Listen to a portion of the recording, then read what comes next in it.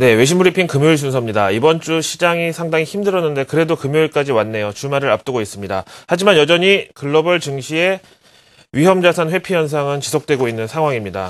오늘도 반등에 약간 실패한 미국 증시, 유럽 상황, 어떤 해외 이슈들이 있나 알아보시죠.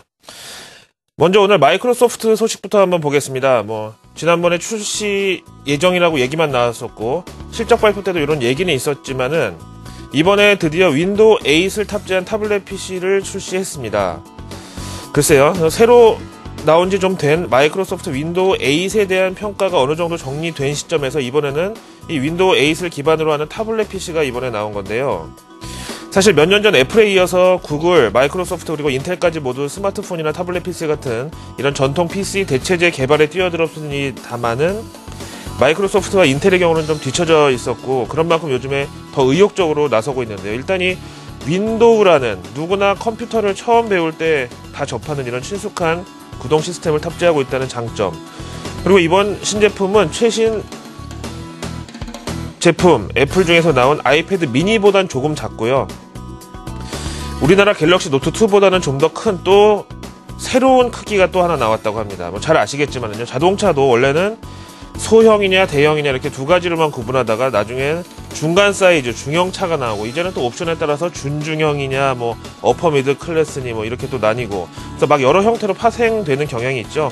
그래서 이제는 이 타블렛 PC도 그런 복잡화되는 단계의 진입을 벌써 한 것인데요. 앞에서 말씀드린 자동차를 예로 들면은 그만큼 이제 다양한 선택이 가능해지면서 저변 확대를 통한 업황 전체의 수요 증가를 기대할 수도 있지만 반면에 경쟁 심화는 또 고려를 해야 된다, 이런 차원에서 보시면 되겠습니다.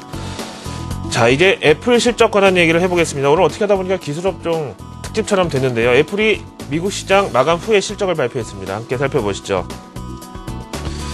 조금 전에 미증시 마감 후 실적이 어떻게 나왔냐면은 매출이 24% 늘어났고 주당 순이익이 27% 늘어났지만 예상치에는 못 미친 것으로, 하지만 또 한 번 사상 최고 실적을 기록한 것으로 나왔습니다. 이는 지난 3분기 결과인 만큼 당시에 아직 출시 전이었었던 아이폰 5나 아이패드 미니를 기다리는 이 신제품 대기 수요가 많아서 매출이 좀 지연된 효과를 냈다는 이런 분석입니다. 어쨌든 진정한 평가는 항상 시장에서 나오기 마련인데요. 마감 후 실적 공개한 애플의 시간 외 거래 동향 바로 이어서 보시죠.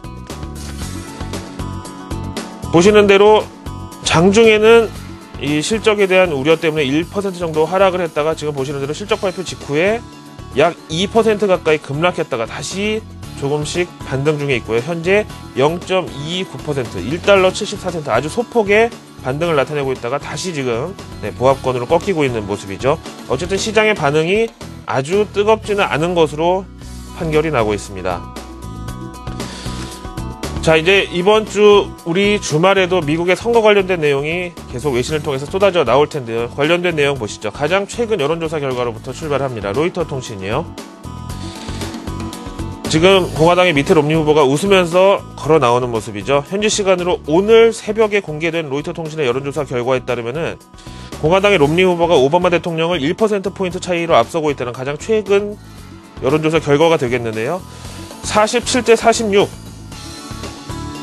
수요일 여론조사 결과 그대로 롬니 후보가 소폭의 우위를 하루 더 연장한 것으로 나타났습니다.